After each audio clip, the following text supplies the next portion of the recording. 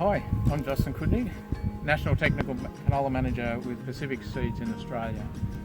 Today we're here with the Southern Farming Systems team filming one of the Canola XC IWM trials. There's 3 of these across Australia, and the purpose of these trials is to look at a comparison between 5 different systems within canola technologies to see what different levels of weed control we can get.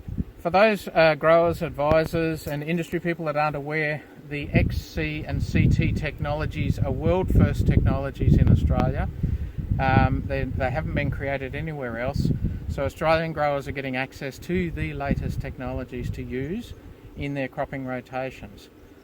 The benefits of those 2 technologies against the existing technologies that are out there now are that you have 2 different herbicides that you can use in crop if you wish, or you can use one of them in crop and use the other chemistry as a preventative or to give you protection against carryover of previous Group B IMI chemistry that's been applied in other crops.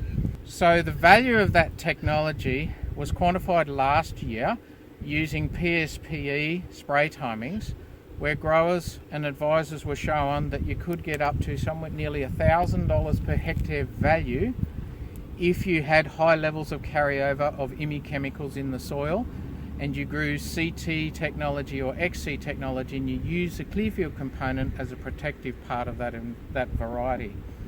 This year's IMI tolerant work demonstrates the spray treatments have gone on over summer, so now we're getting closer to when some growers have used that chemistry, because most growers are using the IMI chemistry in the previous crop.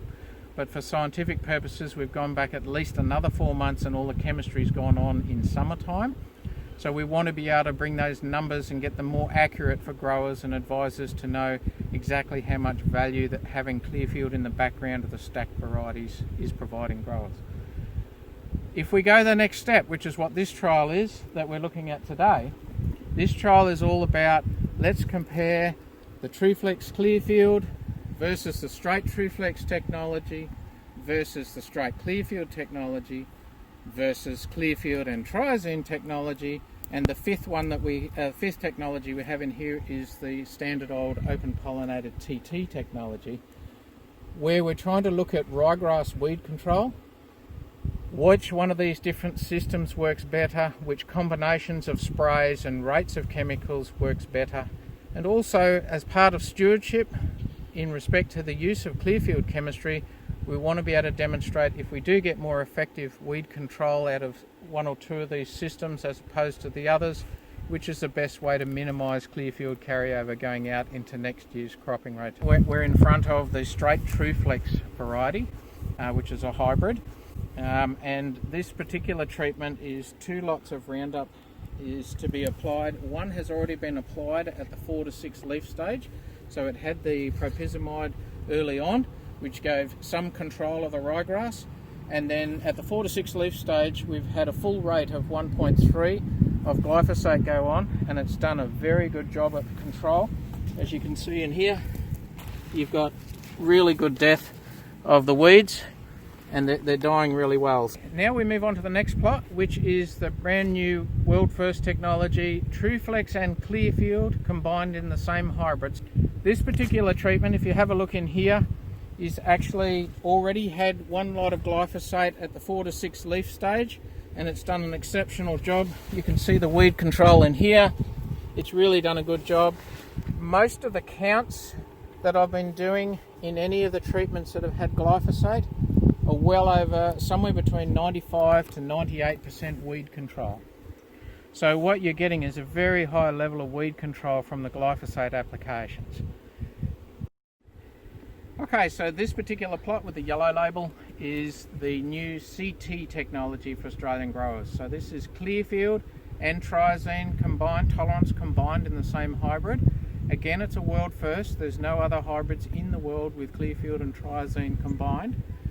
And this particular hybrid is a mid-season type suited for the higher rainfall areas. This particular treatment, if you want to film in here, is actually had 2 lots of triazine. It's had the propyzamide early on, plus it's had Clearfield at the 4 to 6 leaf stage. But you will notice that there's still ryegrass in here, and the ryegrass is at a level that's still not, that still needs extra control. So what it suggests here is that the propyzamide and the triazine has done all the work, and the Clearfield component of this treatment hasn't done much at all because of the tolerance that's in the trial.